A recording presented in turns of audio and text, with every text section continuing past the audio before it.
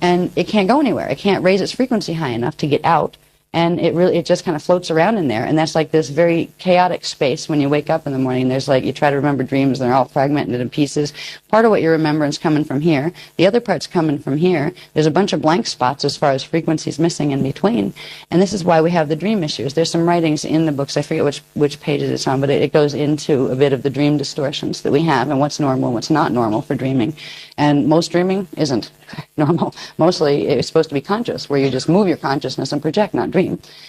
So that's part of the astral body thing. When you have normal astral body function, you're connected through the tube, and you don't have to go in and out through the crown chakra. When you're actually, there's a little trick, and most people don't know this, is most people that's had any astral experience have experience going out the crown chakra.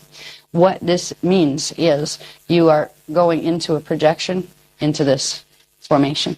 Because if you're going into regular astral body, you actually get up out of your body from this point. You don't have to push out this way. And it's very different. If you start astral, where you really start to feel the body, you know, okay, there's my astral body, I feel it, or at least my mental body level of it, right?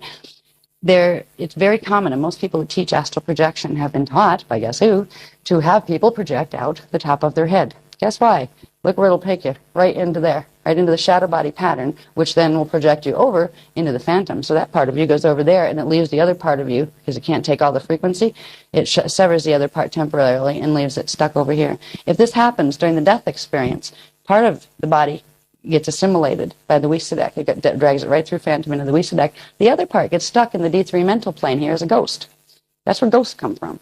They're the ones that got stuck, where part of their shadow body went off, and they can't, off into Wisadek, and they don't have enough frequency left to get themselves out of the D3 pattern. They can't hold a three-dimensional form anymore.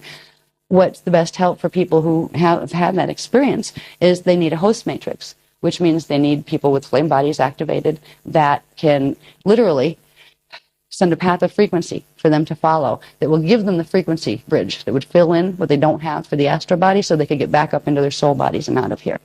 All right. So there's a lot